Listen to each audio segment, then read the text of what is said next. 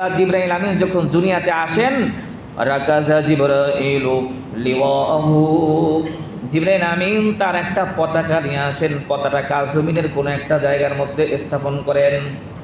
ওয়াল মালাইকাতু আলাইহিম উলুয়াতুহুম ফি আরবাআতি মাওয়াতিন, আর 70,000 ফেরেশতারা যারা প্রদীপ নিয়ে দুনিয়াতে অবতরণ করেছেন, তারা তাদের সকল প্রদীপগুলা পৃথিবীর 4টা বিশেষ জায়গার মধ্যে স্থাপন করেন। ইনদাল কাবাতি, কিছু ফেরেশতা তাদের প্রদীপগুলা কাবার পাশে স্থাপন করেন। ওয়া কবরিন নবী, কিছু ফেরেশতা নবীর কবরের পাশে প্রদীপগুলা স্থাপন করেন। ওয়া মসজিদি বাইতুল মাকদিস, কিছু ফেরেশতা বাইতুল মাকদিসের পাশে কিছু আলো প্রদীপ স্থাপন করেন। ওয়া মসজিদি তুরি সাইনা, কিছু ফেরেশতা পয়গম্বর মুসা আলাইহিস সালাতু ওয়াস সালাম যে তুর পর্বতে দাঁড়ায় আল্লাহর সাথে কথা বলতেন, ওই পর্বতের উপরে গিয়া কিছু নূরের আলো প্রদীপ স্থাপন করেন। সুবহানাল্লাহ। 70,000 ফেরেশতারা সব প্রদীপগুলোকে ভাগ ভাগ করে কয় জায়গার মধ্যে স্থাপন করেন বলেন? 4 জায়গার মধ্যে স্থাপন করেন। এবার জিবরাইল আমিন নেতৃত্ব দিয়া বলেন, তাফাররাকু, এবার তোমরা ছড়ায়া ছিটা পড়ো পৃথিবীর মধ্যে। তাফাররাকু, ছড়ায়া ছিটা পড়ো। ফায়াতাফাররাকুনা, সকল ফেরেশতারা এবার পৃথিবীর প্রান্তে প্রান্তে ছড়ায়া ছিটা পড়ে। লা ইয়াবকা দারুন ওয়ালা হাজারুন ওয়ালা বাইতুন ওয়ালা সাফিনাতুন ফিহা মুমিনুন আও মুমিনাতুন, পৃথিবীর এমন কোনো ঘর নাই, এমন কোনো দালান নাই, এমন কোনো বাড়ি নাই, এমন কোনো বস্তি নাই, এমন কোনো পাথর নাই, এমন কোনো ঘর নাই, এমন কোনো নৌকা নাই যেই নৌকা পাথর ঘরের উপরে কোনো মুমিন অবস্থান করেছে। ফেরেশতারা প্রত্যেকটা মুমিনের কাছে গিয়া সাক্ষাৎ করে। সুবহানাল্লাহ। প্রত্যেকটা মুমিনের কাছে গিয়া ফেরেশতা তখন সাক্ষাৎ করে। এমন কোনো ঘর নাই, এমন কোনো বাড়ি নাই, তবে ইল্লা বাইতান ফিহি কালবুন আও খিনজিরুন আও খামরুন আও জনবুন মিন হারামিন, তবে ওই সমস্ত মানুষের কাছে ফেরেশতারা যায় না যার কাছে কুকুর আছে, যার কাছে শুকুর আছে, যার কাছে মদ আছে, যার কাছে বাদ্যযন্ত্র আছে, যার কাছে কোনো জিনিসের আকৃতি মূর্তি আছে। এই সমস্ত মানুষ যারা এগুলা বহন করে, ওদের ঘরে, ওদের বাড়িতে অথবা ওদের কাছে রহমতের ফেরেশতারা যায় না। এবার ফেরেশতারা ফায়ুসাব্বিহুনা ওয়া ইউকাদ্দিসুনা ওয়া ইউহাল্লিলুনা, আল্লাহর তাসবিহ পাঠ করতে থাকে, আল্লাহর বরত্ব ঘোষণা করতে থাকে, আর প্রত্যেকটা উম্মতি মুহাম্মাদের জন্য আল্লাহর কাছে এই রাত্রে ক্ষমা প্রার্থনা করতে থাকে। সুবহানাল্লাহ। ওয়া ইস্তাগফিরুনা লি উম্মতি মুহাম্মাদিন হাত্তা ইযা কানা ওয়াক্তাল ফজর, যখন ফজর হয়ে যায়। সালামুন হিয়া হাত্তা মাতলাইল ফজর, আয়াতের শেষে আল্লাহ কি বলছেন? সালামুন হিয়া হাত্তা মাতলা, আল্লাহর পক্ষ থেকে সালাম শান্তি অব্যাহত থাকে কোন সময় পর্যন্ত? যখন মুয়াজ্জিন সাহেব বলেন সেহরি খাওয়ার সময় কি শেষ, অর্থাৎ যখন আজান দিয়ে দেয় মুয়াজ্জিন সাহেব, ওই সময় পর্যন্ত চলমান থাকে এই রাতে। তাই ফেরেশতারাও তখন আস্তে করে সবাই চলে যায় আসমানে। এবার যাওয়ার পর দুনিয়ার আসমানের সাথে যখন আসমানবাসীদের সাথে তাদের যখন সাক্ষাৎ হয়, তারা জিজ্ঞাসা করে, মিন আইনা আকবালতুম, তোমরা কোথা থেকে আসছো? ফায়াকুলুনা, বলে, কুন্না ফিদ দুনিয়া লিআন্নাল লাইলাতা লাইলাতুল কদরি লিউম্মতি মুহাম্মাদিন, দুনিয়া থেকে সবেমাত্র আসলাম কারণ আল্লাহ তাআলা উম্মতে মুহাম্মাদিকে এই রাত্রটা দান করেছেন। সুবহানাল্লাহ। তাই আমরা সব কিছু পর্যবেক্ষণ করে তাদের জন্য ক্ষমা চায়া তারপরে দুনিয়া থেকে আমরা আসলাম। এবার যখন প্রথম আসমানের সাথে আসমানবাসীদের সাথে সাক্ষাৎ হয়, এরা তখন আল্লাহর বরত্ব আর মহত্ব আওয়াজ করতে গিয়া বড় বড় তাসবিহ আর তাকবীর পাঠ করতে থাকে। এরা তখন খুশি হয়ে তাসবিহ আর তাকবীর পাঠ করতে থাকে। এভাবে করতে করতে করতে করতে দ্বিতীয় আসমান, তৃতীয় আসমান করতে করতে লম্বা এখানে আলোচনা, সপ্তম আসমান পর্যন্ত এভাবে তাসবিহ আর তাকবীর যখন পাঠ করতে থাকে, সপ্তম আসমানে যাওয়ার পর এবার যখন সেখান থেকে তাসবিহ পাঠ করা হয় সকল ফেরেশতারা, এবার তাসবিহের আওয়াজ আল্লাহর আরশ পর্যন্ত পৌঁছে যায়। সুবহানাল্লাহ বলেন। আল্লাহর আরশও তখন তাসবিহ পাঠ করতে থাকে আর বলতে থাকে ইলাহি। এবার তাসবিহ পাঠ করে কে? আল্লাহর আরশ। আল্লাহর আরশ তাসবিহ পাঠ করতে থেকে আর বলে ইলাহি বালাগনি আন্নাকা গফরতাল বারিহাতা লিসালিহি উম্মাতা মুহাম্মাদিন। আল্লাহ সবেমাত্র পর্যায়ক্রমে ফেরেশতাদের তাকবীরের মাধ্যমে, ফেরেশতাদের সংবাদের মাধ্যমে আমার কাছে একটা সংবাদ আসছে, তুমি নাকি এই রাত্রিতে উম্মতে মুহাম্মাদিকে ক্ষমা করে দিছো। সুবহানাল্লাহ। আরশ বলতে থাকে তুমি নাকি এই রাত্রিতে উম্মতি মুহাম্মাদির যারা নেককার, যারা এই রাতে ইবাদতে নিমগ্ন আছে তাদেরকে তুমি নাকি ক্ষমা করে দিয়েছো, আর তুমি তাদের জন্য সুপারিশকে আবশ্যক করেছো। আল্লাহ তাআলা তখন আরশকে লক্ষ্য করে বলেন সাদাক্তা ইয়া আরশি, হে আমার আরশ তুমি যা শুনছো ভুল শোনো নাই, তুমি সত্যই শুনছো। ওয়ালি উম্মতি মুহাম্মাদিন ইনদি মিনাল কারামাতি মালা আইনুন রাআত ওয়ালা উযুরুন সামিআত ওয়ালা খাতারা আলা কলবি বাশার। হাদিসে কুদসি আল্লাহ তাআলা বলেন, হাদিসটা ইমাম বুখারী কিতাবুত তাফসিরের মধ্যে উল্লেখ করেছেন। আল্লাহ তখন বলেন আরশ তুমি যা শুনছো সত্যি শুনছো, তবে আরো শুনে রাখো আমি আমার উম্মতি মুহাম্মাদের জন্য শুধু এই রাত্রিতে ক্ষমা ঘোষণা করেছি তাই না, বরং তাদের জন্য এমন নেয়ামত পূর্ণ ফজিলত পূর্ণ নেয়ামত আর জান্নাত তাদের জন্য রেখে দিয়েছি যা পৃথিবীর কোনো চক্ষু কোনো দিন দেখে নাই, পৃথিবীর কোনো কান কোনো দিন শ্রবণ করে নাই, পৃথিবীর কোনো মানুষ তার অন্তরের গহীনের মধ্যে যার সৌন্দর্যের কল্পনাও আঁকতে পারে নাই। সুবহানাল্লাহ। মানুষ অন্তরের জগতে তো অনেক কিছু আঁকতে পারে, কিন্তু আল্লাহ বলেন মানুষ হৃদয়ের গহীনেও কোনোদিন সেই কল্পনাও আঁকতে পারি নাই, এত সুন্দর আমি সব কিছু তাদের জন্য রাইখা দিয়েছি। সুবহানাল্লাহ বলেন। তাহলে এই রাত্রতে আল্লাহ তাআলা এমন রহমতের ফেরেশতা দুনিয়াতে পুরা ছড়ায়া ছিটায়া পাঠাইয়া দেন। আর এক হাদিসে আর এক বর্ণনার মধ্যে আসছে যে জিবরাইল আমিন এই রাত্রিতে রহমতের বিশাল বড় এক ভান্ডার নিয়ে পৃথিবীতে বিচরণ করতে থাকেন, বিভিন্ন জায়গায় ছড়ায়া দেন। এবার ছড়ায়া দেওয়ার পর আল্লাহকে লক্ষ্য করে বললেন ইয়া রব্বি বাকিয়া মিনার রহমাতি কাসিরুন ফামা আসনাউ বিহি, যে রহমতের বিশাল বড় ভান্ডার তুমি আমাকে দান করেছো আল্লাহ, এখনো পর্যন্ত রহমত তো সব বাকি আছে, দেওয়ার পরেও তোমার রহমতের ভান্ডার কোনো খালি হয় নাই, কি করব?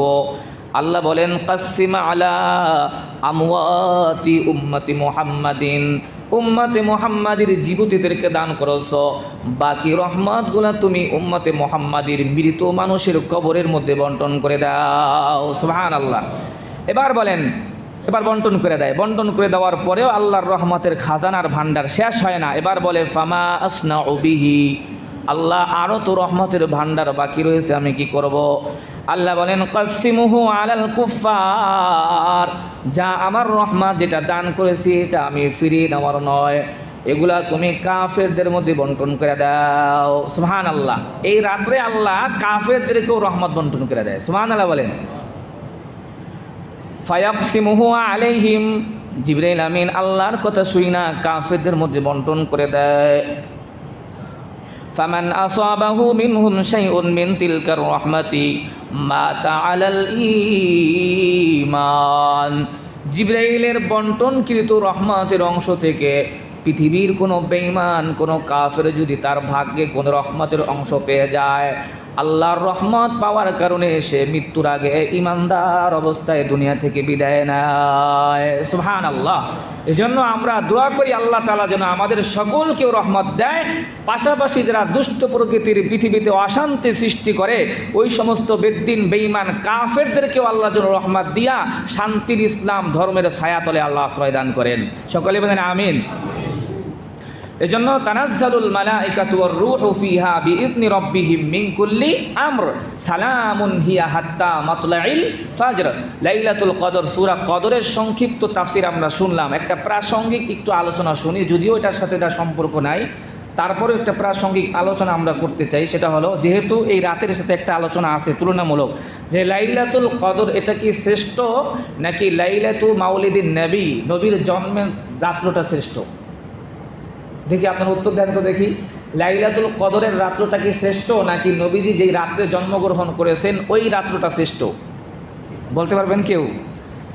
উত্তর যেটা দেবেন সেটাই সঠিক হবে। লাইলাতুল কদরের শ্রেষ্ঠ এক বিবেচনায়, লাইলাতুল মাউলিদিন নবী নবীর জন্মের রাত্রেও সে শ্রেষ্ঠ, তবে লাইলাতুল কদরের তুলনায় লাইলাতুল মাউলিদিন নবী নবীর জন্মের রাত্রটা বেশি গুরুত্বপূর্ণ। কারণ লাইলাতুল কদর তো নবীকে আল্লাহ দান করেছেন, আর নবীজি জন্ম হয়েছেন যেই রাত্রে, যদি জন্ম না হইতেন তাহলে তার লাইলাতুল কদর আল্লাহ নবীকে দিতেন না। যেহেতু নবীজি জন্মগ্রহণ করেছেন তারপর লাইলাতুল কদর পেয়েছেন, সেই হিসাবে লাইলাতুল কদরের তুলনায় নবীজির জন্মের রাত্র উত্তম না অনুত্তম বলেন? তবে এটা আমাদের জন্য না, এটা আমাদের জন্য, নবীর জন্য, এটা আমাদের জন্য না। কারণ আমাদের জন্য তো নবীর জন্মটা আমাদের জন্য হয়েছে, আর লাইলাতুল কদরটা নবীর জন্য হয়েছে, আর লাইলাতুল কদরটা আল্লাহ তাআলা আমাদেরকে দান করেছেন নবীর মাধ্যমে। এই কারণে নবীর জন্মের রাত্রটা নবীর জন্য শ্রেষ্ঠ, কিন্তু আমাদের জন্য লাইলাতুল কদরটা শ্রেষ্ঠ। সুবহানাল্লাহ বলেন। তবে হ্যাঁ, কোনো ওলামায়ে কেরাম যারা নবীর আশিক এবং ভক্ত, ওনারা একথাই বলেন যে না, লাইলাতুল কদরের চাইতে নবীর জন্মের রাত্রটাই বেশি শ্রেষ্ঠ। কারণ হলো, তিনটা কারণ উল্লেখ করেছেন, অনেকগুলো এখানে বিস্তারিত আলোচনা আছে, সংক্ষেপে শেষ করছে। তিনটা কারণ আল্লামা ইমাম কুস্তালানী রহমাতুল্লাহ আলাই, যিনি বিখ্যাত এক বুখারী শরীফের ব্যাখ্যাকার, যিনি বুখারী শরীফের এক ব্যাখ্যাকার, উনি ওনার আল মাওয়াহিবুল লাদুনিয়া, এই কিতাবটা অনেক পুরাতন একটা আদিকালের একটা কিতাব।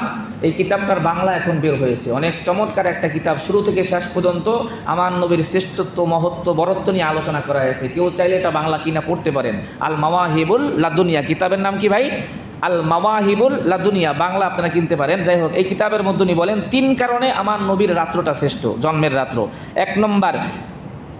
এক নম্বর উনি বলেন আন্না লাইলাতাল মাউলিদি লাইলাতা জুহুরিহি, যে নবীজির জন্মদিনটা, রাত্রটা হলো নবীর আত্মপ্রকাশের রাত্র, আর লাইলাতুল কদরটা তো নবীর অনুগামী, সেই হিসাবে নবী যেদিন আত্মপ্রকাশ করেছেন ওই রাত্রটাই বেশি উত্তম হবে। সুবহানাল্লাহ বলেন। কারণ লাইলাতুল কদর নবীর অনুগামী, আর নবী যেদিন আত্মপ্রকাশ করেছেন যে রাত্রে, তাহলে ওই রাত্রটা বেশি উত্তম। যেহেতু তিনি একজন আশিক রাসূল ছিলেন, তাই ওনার যুক্তিতে উনি বলতেছেন। কিন্তু কোরআনের ভাষা অনুযায়ী কিন্তু কোন রাত্রটা শ্রেষ্ঠ বলেন? ইবাদতের জন্য। কিন্তু নবীদের জন্মের রাতে তো আমাদের জন্য কোনো ইবাদতের কিছু নাই, তাই লাইলাতুল কদর আল্লাহ আমাদেরকে দান করেছেন, এটাই আমরা মনে করব। তবে নবীর আশিক যারা, তাদের জন্য একটু আলোচনাটা করতেছে। 2 নম্বর, আন্না লাইলাতুল কদরি শুররিফাত বিনুজুলিল মালাইকাতি ফিহা, এই লাইলাতুল কদরটা মর্যাদা লাভ করেছে কি কারণে? এই রাত্রেতে ফেরেশতারা অবতরণ করেন নূর নিয়ে অবতরণ করেন। কিন্তু আশ্চর্যের বিষয় হলো যে যেই রাত্রেতে ফেরেশতারা নূর নিয়ে অবতরণ করেন, আর আল্লাহ রসুল সাল্লাল্লাহু আলাইহি ওয়াসাল্লাম ওই রাত্রে জন্মগ্রহণ করেছেন, তাহলে ফেরেশতাদের চাইতে তো আমার নবীর দাম কম না বেশি? জোরে বলেন। তাই ফেরেশতারা যদি আসমান থেকে নামার কারণে এই রাতের দাম হয়ে যায়, আমার নবী যেই রাত্রে জন্মগ্রহণ করেছেন ফেরেশতাদের চাইতে 1000 কোটি গুণ দামি, ওই রাতের দাম আরও বেশি হয়ে যায়। সুবহানাল্লাহ বলেন। 3 নম্বর, আন্না লাইলাতুল কদরি ওয়াকা ফিহা তাফজিল আলা উম্মতি মুহাম্মাদিন সাল্লাল্লাহু আলাইহি ওয়াসাল্লাম, যে লাইলাতুল কদরের ফজিলত প্রমাণ হয়েছে উম্মতি মুহাম্মাদের জন্য। লাইলাতুল কদরটা ফজিলত হয়েছে, অর্থাৎ ফজিলত দান করা হয়েছে উম্মতি মুহাম্মাদের জন্য। কিন্তু আমার নবী যে জন্মগ্রহণ করলেন, যেই রাত্রিতে আসলেন, এটা শুধুমাত্র উম্মতি মুহাম্মাদের জন্য নয়, বরং পুরা পৃথিবীর আলম কুল কায়নাত সকলের জন্য তিনি মর্যাদা হিসাবে আসছেন এবং রহমত হিসাবে আসছেন। সুবহানাল্লাহ বলেন। এই কারণে 3 কারণে উনি বলেন যে লাইলাতুল কদরের চাইতেও লাইলাতুল মাউলিদিন নবী, আমার নবীর জন্মের রাত্রটা হাজার গুণ বেশি দামি। সুবহানাল্লাহ বলেন। এই কারণে আবার আরেকজন বলছেন, ইমাম সাওয়ী, আমাদের হানাফি মাযহাবের গ্রহণযোগ্য একটা কিতাব আছে দুররুল মুখতার, এই দুররুল মুখতারের আবার ব্যাখ্যা লেখছেন রদ্দুল মুখতার ইমাম শামী রহমতুল্লাহ আলাই, যিনি হানাফি মাযহাবের, যেই কিতাবটা না পড়লে হানাফি মাযহাবের বড় কোনো মুফতি হওয়া যায় না। অর্থাৎ প্রত্যেকটা ইফতা বিভাগের মধ্যে এই কিতাবটা আছে, এটা না পড়ে কেউ মুফতি হতে পারে না, ফতুয়ায়ে শামী যেটাকে বলা হয়। উনি বলেন নকির আন বাযি শাফি আন্না আফজালাল লায়ালি লাইলাতু মাউলিদিন নবী, উনিও বলেন যে নবীজির জন্মের রাত্রটাই হলো কদরের চাইতে বেশি উত্তম। এরপরে সুম্মা লাইলাতুল কদরি, এরপরে লাইলাতুল কদর, সুম্মা লাইলাতুল ইসরা, এরপরে লাইলাতুল ইসরা অর্থাৎ মেরাজের রাত্র, সুম্মা লাইলাতু আরাফা, এরপরে আরাফার রাত্র, সুম্মা লাইলাতুল জুমা, এরপরে জুমার রাত্র, সুম্মা লাইলাতুন নিসফি মিন শাবান, এরপরে ওই যে শাবানের অর্থাৎ শবে বরাত যেটাকে আমরা বলি ওই রাত্র, সুম্মা লাইলাতুল ঈদ, এরপরে ঈদের রাত্র। সুবহানাল্লাহ বলেন। ধারাবাহিকভাবে ওনারা বলেছেন। যাই হোক, আরও বিস্তারিত আলোচনা আছে। তাই লাইলাতুল কদরি খৈরুম মিন আলফি শাহর, আল্লাহ রসুল সাল্লাল্লাহু আলাইহি ওয়াসাল্লামের জন্মের রাত্রটা এত দামি বলার কারণ হলো একটাই, যে একজন ইমামকে প্রশ্ন করা হয়েছে, যদি আমাকে কেউ প্রশ্ন করে যে বলো তো যে পৃথিবীর সবচেয়ে দামি কে ব্যক্তি, নবী আল্লাহর আরশ বেশি দামি নাকি নবীর রওজা বেশি দামি? উনি বলেন লাউ উসিনা বিল কাউনাইনি লা রাজাহা লিআন্না বিল হুজরাতি জাসাদান লাউ উসিনা বিল কাউনাইনি লা রাজাহা। উনি বলেন 7 আসমান 7 জমিন গ্রহ নক্ষত্র এমনকি আল্লাহর আরশও যদি তোমরা এক পাল্লায় উঠিয়ে দাও, আমার নবীর রওজাতে এক পাল্লায় উঠিয়ে দাও, আমার কাছে মনে হয় আল্লাহর রসুলের আল্লাহর আরশের চাইতেও 7 আসমান 7 জমিনের চাইতে নবীর রওজার বেশি দাম। সুবহানাল্লাহ বলেন।